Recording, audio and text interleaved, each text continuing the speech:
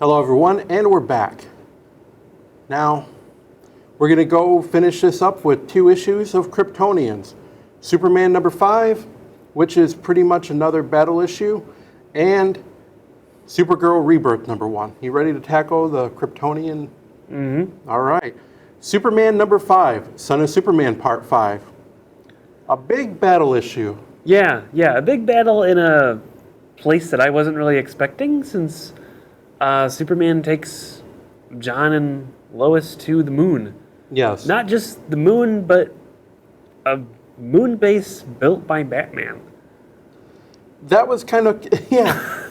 Why does Batman need a base on the moon? Well, Superman does mention that it was like, for like testing out equipment and theories that Batman couldn't try on Earth just in case they went south. Mm-hmm. The amount of money Bruce Wayne has never ceases to amaze me. No, this was something. That was quite. First they get a tour. Jonathan and Lois are getting a tour of the moon, so you see all the space landing, this part of the moon. Jonathan just is absorbing it all up. Then they land into the base, and what are they greeted by? Bats. Robot bats. Robot bat drones. Yeah. Because it's Batman. So if you do happen to land in the moon, you get to the base, the bat drones are after you. Yeah. It kind of seems like if you intentionally get to a hidden base on the moon built by a super secret vigilante, a few robotic bats that didn't even scratch Superman aren't gonna send you packing. Right. And Jonathan, speaking of Batman, Jonathan wants to call in the Justice League. Mm-hmm. And Superman says, no, this is a Kryptonian affair, this is a family affair. Lois doesn't really like that. She's saying, you need to quit, overprotecting Jonathan, and you need to be his Obi-Wan, which, I don't know why, but the Eradicator finally pops in, follows him, says, I don't know who Obi-Wan is. How could you not know who Obi-Wan is? That even sounds like a Kryptonian name. Right. It seems like there would be an Obi-Wan on Krypton with Jor-El, all the Zor-El, hyphenated names. Zod, Obi-Wan. Yeah. Kind of fits. Maybe there was an Obi-Wa. Yes. It's always hyphen OBL, 2 letters. Yep. Yeah, I don't know. OBL. Yeah, that would be good. It was also interesting, too, when to backtrack, before the Eradicator shows up, Superman's explaining why this is their fight. Yes. He also mentions that the League they suspect that John has powers. Yes. And that's one way of shielding John from the True. League, which would have, a vested interest in a kid who's the son of Superman. Exactly. One of the most powerful heroes on the planet. Yes. Yeah, definitely. The Eradicator, he pretty much sucks in Superman. Yeah. I absorbs him. He absorbs him completely. Yeah. I was surprised that happened. Right. I do like this new kind of redesign of the Eradicator. He's sort of like one part Terminator, one part classic Eradicator, and then with this sucking ability, which is almost like something out of Doctor Who. Yeah. Almost. It's so different, and at least I was really happy that he kind of has a personality now. Right. I mean, in the old comics, he was just Mr. Grimm, sort of like Superman meets the Punisher, but sort of like a bad guy. Now he's pro-Kryptonian. He's very anti-human. He refers to Lois at one point as just being meat and bone or something, and he does actually gain a little bit of respect for Jonathan. Who's the half and half that he doesn't, that the Eradicator views as endangering the Kryptonian genome. Yep. And he does mention that, John has sort of the Kryptonian determination, which he says must be, the dominant trait. And while he's sort of doing the cat and mouse game, he's telling him to come out and say, look, there's no reason to be afraid of that. If you did that, I would actually respect you. Mm-hmm. And of course that doesn't happen because Lois finds the Hellbat suit. Yeah. Wow. Batman has been busy. Very busy. Crap. That Hellbat suit reminds us of, it's like a precursor to the Batman Beyond suit, except it's a lot more, it's kind of the Batman suit meets War Machine and she puts that on because she's looking for anything, because it looks like Jonathan is going to get absorbed into the Eradicator, and all of a sudden, boom, Yeah. she's using that Hellbat suit. So between the Hellbat and Jonathan getting upset, starts using his heat vision, the Eradicator's in for one heck of a fight. Yeah. And I did appreciate, too, because this does make Lois useful. I mean, she's showing her resourcefulness. Yes. I mean, there's a reason why Lois has, lived in Metropolis for all those years, Right. lived alongside Superman and managed to survive. She met most of the villains and survived. Right. It's that ingenuity and, her determination to do that. And on top of the two threats the Eradicator has from the outside, he now has the problem that Superman is now inside him. Yes. And he's talking to the Kryptonians Yes. who are trapped inside of him. And Superman decides that in discussing with these disembodied Kryptonian spirits, that if they enter him, he can get the Eradicator to spit him out. Yes. He'll have enough willpower, enough power, he'll take that power away from the Eradicator, and Superman will have that power, and he'll be able to come back out and fight a pretty much powered down Eradicator. Yeah. Which he ends up doing. And that was a pretty cool thing of, trust me, I know what's at risk here. Just follow, if you trust me, this will work out. And he comes back out while the Eradicator is pretty much trying to hold his own. He starts to get a little bit of ground against Lois and Jonathan. But Superman comes out, and now it's pretty much all the souls of Krypton that the Eradicator had assimilated against, and Superman against a depowered Eradicator. Well, I think we'll have to see how depowered the Eradicator Right. is. Because remember, they were created basically to be, sort of combat robots, or, Yeah. whatever they are. They're So programmed, it seems yeah. like he would have, some pretty capable powers on his own. Right. I think those other Kryptonian souls really maxed out Right. those powers, but we'll see how depowered he is, and it doesn't look like this fight's going to end well for the Eradicator. No, it doesn't. Unfortunately. No. As much as I love the Eradicator, Do you think maybe he's a one and done character, that they got him to just progress the storyline, or do you think that maybe he'll be around again after? I guess we still have one issue to read, but it just seems like he's there for a plot device to push something forward. I'm kind of hoping that maybe face down with a really superpowered Superman. Right. A superpowered Superman, which sounds absurd, but Yeah. Superman at level 100. It seems like maybe after a really bad beatdown, Superman might be able to talk some sense into him. Right. To use him maybe as an ally at the Fortress of Solitude, because this is one of the few links he has to Krypton. Yep. But I don't know if that's in the cards. I think he's a program. He's pretty well cut and dry. This is the way it's going to be. This is his programming. He will not deter from the programming. Yeah. So I think he's pretty well hardwired. Yeah. Literally, that he is trying to purify the remains of Krypton, and anything else cannot be accepted. Yeah. How mad do you think Bruce Wayne, is going to be when he finds out that his little moon cave has been destroyed? Yeah, which it's worth noting, Batman doesn't know that Superman knows about this cave. Right. Superman only found it by tailing Batman. Yes. He got tired of Batman tailing him, so he tailed Batman a few times. Batman went to the moon. Yeah, that's going to be some explaining to do, or it's probably going to be a flashing red button back at the Batcave that Duke Thomas doesn't know what to do about. Right. He's going to say, hey, what's this one for? does this say moon base? Yeah, moon base under attack. Yeah. Do you think Jonathan will be able to smooth it over by giving Batman another cookie? Maybe, yeah. I'm sorry that we destroyed your base and my mom took your Hellbat suit and she destroyed that. Do you like a cookie? Yeah, who knows? She may have jeopardized the entire future of Batman Beyond by destroying the Hellbat yes. suit. Nice going, Lois. Yes, you have messed up continuity. Yeah. Supergirl Rebirth #1. Supergirl Rebirth. Well, she's back about a month or so before her TV series, but Supergirl is back. In this I didn't follow New 52 too much, but it looked like she lost her powers at some point. Mm-hmm. Yeah. So this issue is dealing with them putting her in a regeneration matrix, sending her to the sun to hopefully kickstart her cells. Mm-hmm. Yeah. This is all thanks to her partnering with the Department of Extra Normal Operations. Is it the DEO? I think that's similar, what it is. Yes. Normally I'm pretty good with those acronyms, but when they sound like an actual government agency, I start to lose it. He shuts it down completely. If it's not SHIELD or Nemo, it gets kind of hard.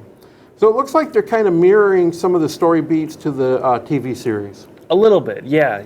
I definitely thought that coming in because I haven't followed the series that frequently, Right. but in the series she has like a foster sister who either works for Homeland Security or maybe the DEO. So she has that tie to a governmental agency.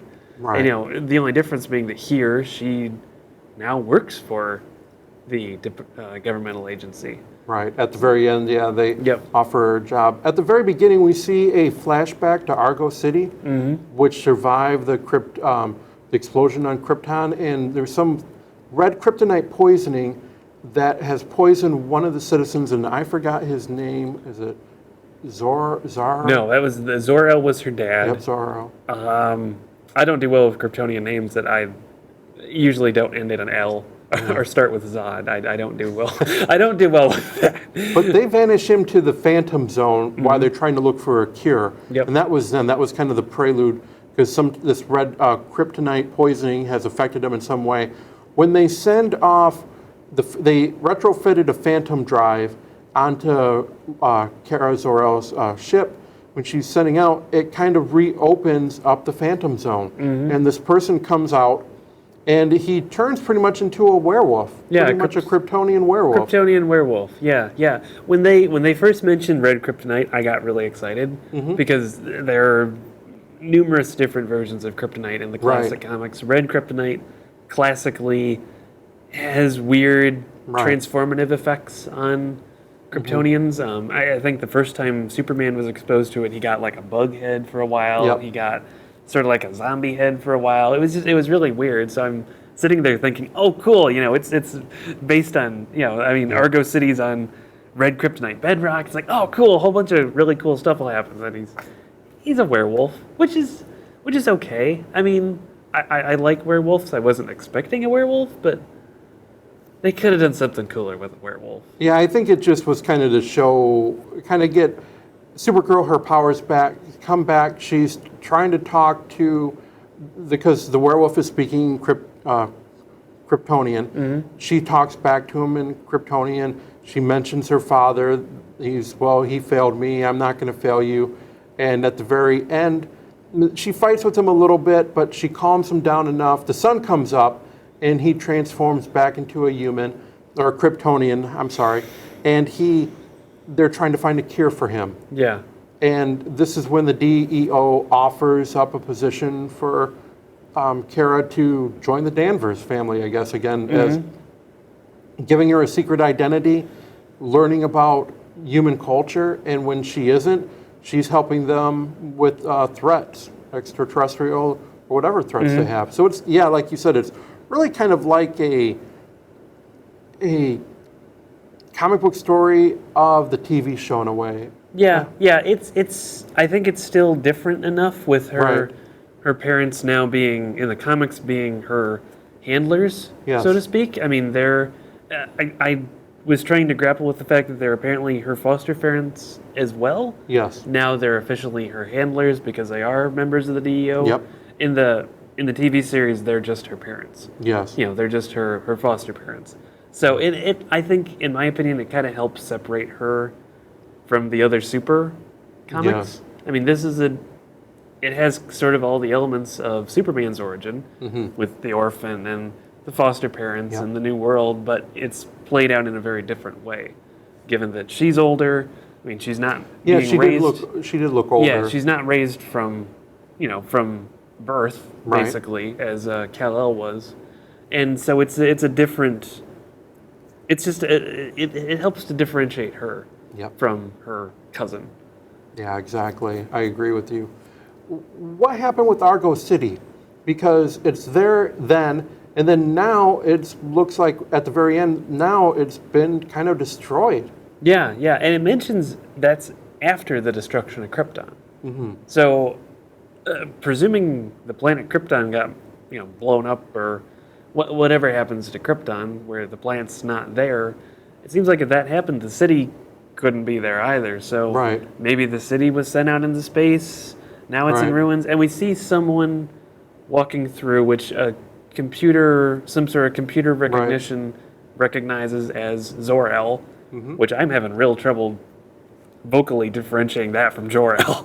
Holy cow. Yeah. I didn't think it would be this bad when I read it.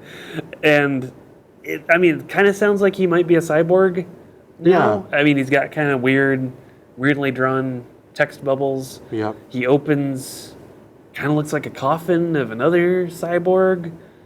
He says he has something planned. I mean, he says he failed the Kryptonians before of Argo, and now he wants to make amends for that. And we'll see what happens from that. I'm curious to see, are they going to go to Earth? Is Kara finally going to meet her dad? Right. That'll be interesting to see. What did you think overall? It just one issue, Supergirl Rebirth, but it kind of just gave you just enough of Supergirl to get a good foundation of moving forward. I liked it. I was like, okay, I'm reading this, and there's a lot of possibilities here. It wasn't anything earth-shattering where it was, whoa, I didn't see that coming. But it just was a nice little story of kind of reintroducing Supergirl back into this DC Rebirth style universe. Yeah, it was neat. I enjoy the Kryptonian aspects of it. That's one of the things that appeals to me the most in Superman themed comics. I hope this iteration of Supergirl lasts for a while. That's one of my complaints with the various Supergirls that have appeared, is we've had how many different versions of Kara Zor-El, how many different other Supergirls over that period of time, and it just seems like every few years, the rocket lands and here comes Kara Zor-El again. Exactly. Then there's another continuity break and the rocket lands and here comes Kara Zor-El. Yep. And it's, as long as this fits, it seems like like you said, a very solid foundation. So we'll see where it goes, as long as they can keep it. I agree. I agree with you. And with that wraps up this episode discussion of Comic Book Cove.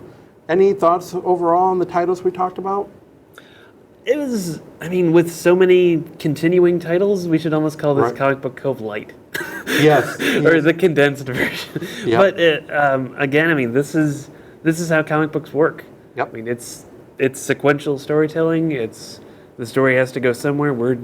And this means we're getting to a climax on most of these titles. Yeah, most of the titles are coming out bi-weekly. You've got your your Supermans, you've got your Action Comics, you have Green Lanterns, and you have your Aquamans. I wonder how these stories would have been if they had come out monthly.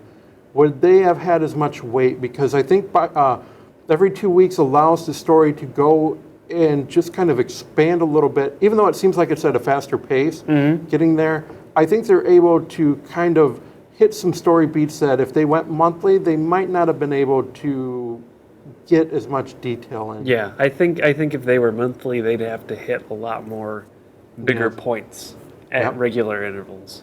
We wouldn't have some of these more protracted fights like Green Lanterns, especially. Yeah. Green Lanterns, the Eradicator, and Aquaman. I think it would have wrapped up pretty quick. But so far, so good. There hasn't been anything in the bi-weeklies where I'm saying, just get to the end. Yeah. I've enjoyed it. Yeah, we're getting there. We're on the journey. Yep, we're on the journey to find out more Rebirth.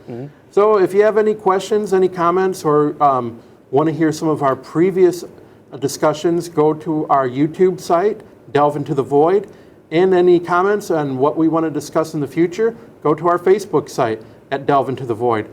So one last thing, did you have any obscure character collections from any of these issues we talked about? I did have to let out a couple squeals of glee when we read Red Lanterns, because I have both Scalax, I think that's how you pronounce that, and Zilius Zox as figures, and I actually remembered their names this time. unlike in Hal Jordan and the Green Lantern Corps. Because that gets hard when you have that many of them, but I don't have that many Red Lantern figures, and that made me happy. Good. To have, Just and a few. it's always fun when they make figures of characters who might, they made those during the War of the Light Yes, story arc. I I remember just that. kind of expected them to die. It's like, oh, they're going to get killed by Black Lanterns. We'll never see them again. And here they are fighting Simon Baz and Jessica Cruz, and even getting named in the comic and receiving funny nicknames from Jessica. Yeah. Well, that wraps up this week, this episode, and maybe next time Josh will bring in the obscure characters and we'll put them on the desk, and maybe we'll have cookies. So, I'm Tom Morris, and this is Josh, obscure character Holderbaum, and we will see you next time on Comic Book Cove. See you later.